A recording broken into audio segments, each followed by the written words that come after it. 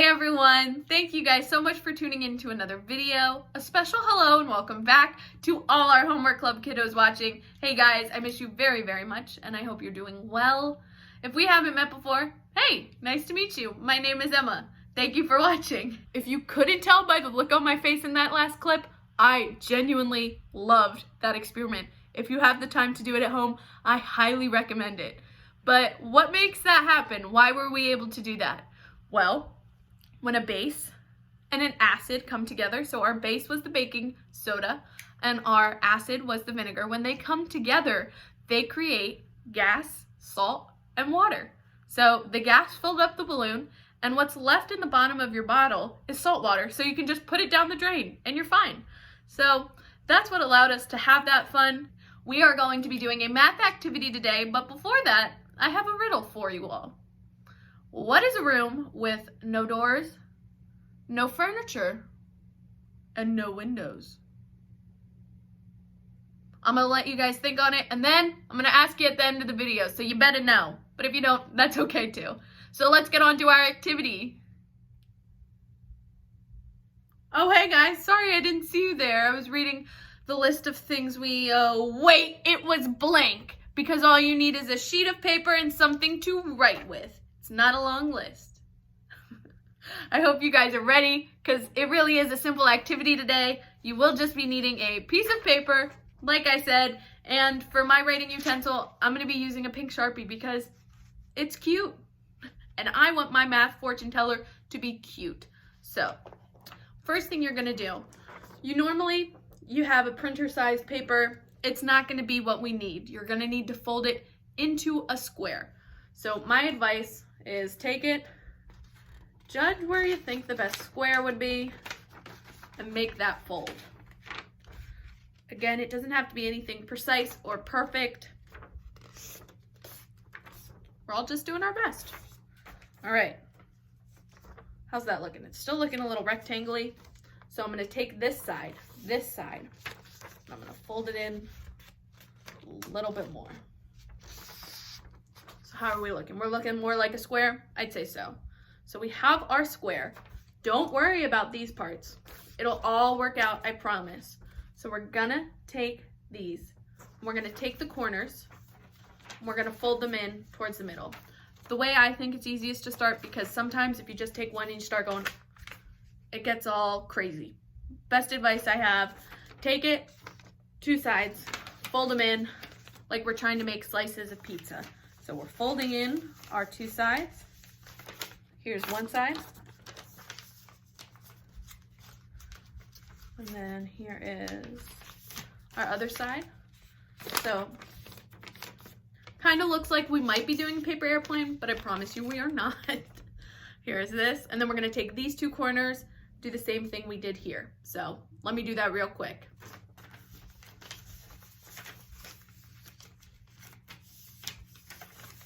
All right. Turning out pretty. Here we go. So this is what it looks like. You're gonna have 4 little triangular flaps ready to fold. So now we've got another square. What are we gonna do?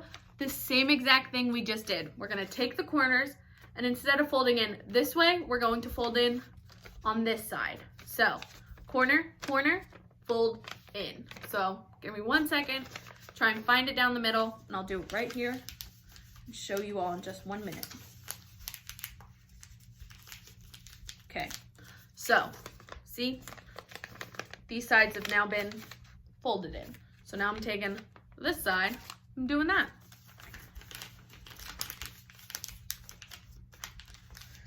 I thought this would be super fun because fortune tellers are something that I used to make all the time when I was little. And I never realized that it was probably a great way to learn my multiplication tables.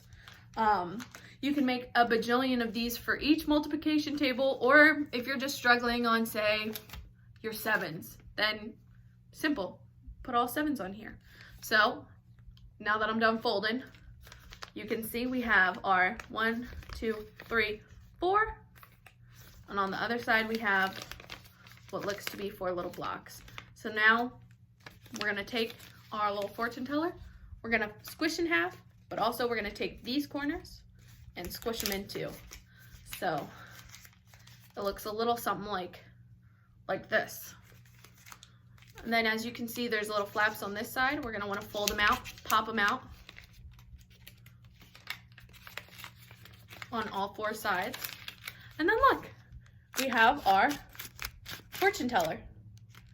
All right, so peep those math problems. I've got 12 minus 6, 14 minus 4, 5 plus 3, 22 minus 20. I thought that one was fun because it's big numbers, but you only go 1, 2. So yeah, it really is whatever you want to make it.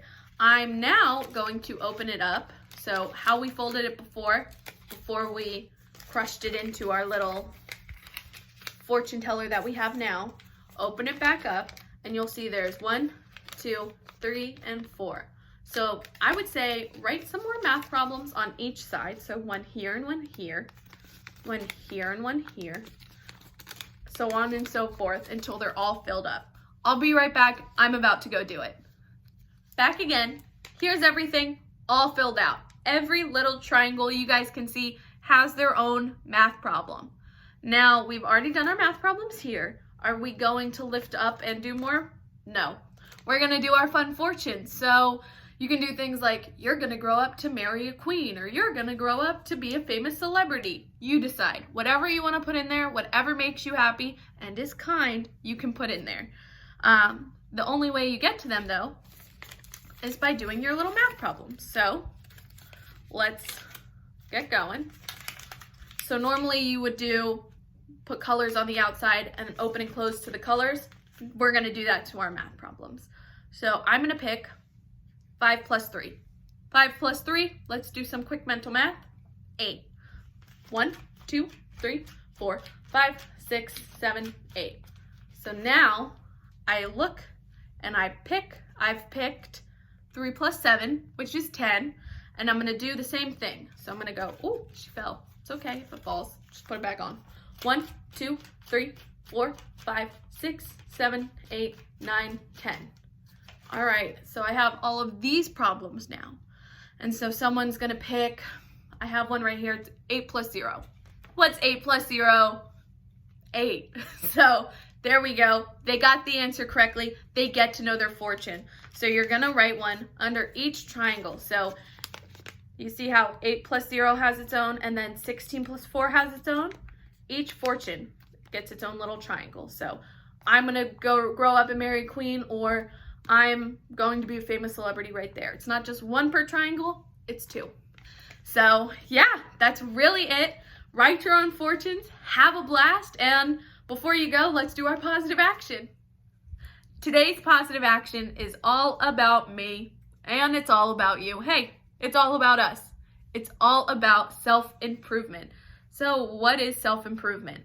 That's when we do some hard looks at ourselves and say, hey, maybe there's some things I need to improve on. And be honest with yourself. You're not perfect. I'm not perfect. Your mom, your dad, your aunt, your uncle, no one is perfect. Every human person has something that they need to work on. And anyone who tells you differently is lying to your face. Get out of there. We all need to work on something. And that's called self-improvement. And it's a pretty simple thing, but it takes a lot of work and determination. Something that I was really, really struggling with when I was little was making sure I would get my math homework done on time and correctly. I had a lot of trouble with math. It wouldn't really click in my brain, but eventually I knew that this was something I had to improve on. And so I did. I kept at it, I kept working, and eventually I got better grades. Another example of this could be how you speak to people. So say your tone isn't the best. It's not what you're saying, it's how you're saying it. Maybe that's something we can work on. Maybe next time we speak to someone, we'll try and be kinder with our tone, more aware of our tone. A lot of the times the things we need to improve on aren't things we're doing on purpose. It's just things we need to be more aware of. Things like tone, things like being kinder, stuff like that. Sometimes we don't realize what we're doing isn't always perceived or seen by other people in the best way. So being honest with yourself and saying, hey, I want to be better. I want to be the best version of myself. That's a big step and I'm proud of you. So let's take it. Let's all improve ourselves together. And now, let's go read our book. Okay, so if you guys remember, we last left off where Jack and Annie had just gotten into the canoe on the Amazon River without paddles, and were just drifting down the river. That was the end of chapter 4, so let's get started on chapter 5. Pretty fish. Squeak! Annie patted the little mouse in her pocket. "It's okay, Peanut. The ants can't get us in the river. We're safe," she said. "Maybe safe from the ants," said Jack. "But where's the canoe going?" Jack and Annie stared at the river. Branches spread all over the water. Vines and moss hung down from them. "We'd better look this up," said Jack. He pulled the rainforest book out of his backpack and flipped through it. Soon he found a picture of a river. He read, "The Amazon River stretches over 4,000 miles from the mountains of Peru across Brazil to the Atlantic Ocean. The river basin contains over half of the rainforests in the world." Wow. Side note, that's amazing. Jack looked at Annie. "We're on the Amazon River," he said. "It's more than 4,000 miles long." "Wow," whispered Annie. She looked at the river. She trailed her hand through the water. "I have to make some notes," said Jack. He pulled out his notebook and he wrote, "The Amazon rainforest is..." "Jack, look at those pretty fish with the teeth," said Annie. "What?" Jack glanced up from his writing. Annie was pointing at some blue fish swimming near the boat. The fish had red bellies and razor-sharp teeth. "Watch it!" cried Jack. "Those aren't pretty fish. Those are piranhas. They'll eat anything, even people." "Yikes," whispered Annie. "We better get on shore," said Jack, putting the book in his book bag. "How?" said Annie. "We can't even get in the water, and we don't have any paddles." Jack tried to stay calm. "We need a plan," he said. Jack stared at the river. The canoe would soon float under some vines. "I'll grab a vine," said Jack, "and pull us to shore." "Good idea," said Annie. As they glided under the branches, Jack stood up. The canoe rocked. He nearly fell out. "Balance the canoe," said Jack. Annie leaned to one side. Jack reached. He missed. The canoe floated under more branches. Jack grabbed another thick vine. He got it. He grabbed it. It was cold and scaly and winged, and it jerked. Oh no. Once you guys see this photo, it'll all make sense. It's a snake! Ah! No snakes. Like Indiana Jones, no snakes. "Ah!" screamed Jack and fell back into the canoe. The vine was alive. It was a long, green snake. The snake fell from the tree. It splashed into the water and swam away. "Oh man," said Jack. He and Annie stared in horror at each other. "Now what?" said Annie, making a face. "Well," Jack looked at the river. There were no vines up ahead, but there was a big branch floating in the water. "Grab that branch near you," said Jack. "Maybe we can use it to paddle." The canoe floated closer to the branch. Annie reached for it. Suddenly, the branch rose into the air. It was a crocodile. "Help!" screamed Annie, and she fell back into the canoe. The crocodile opened and closed its huge, long jaws. Then it moved past the canoe and swam up the river. "Oh man," whispered Jack. A screeching sound split the air. Jack and Annie jumped. "Help!" said Jack.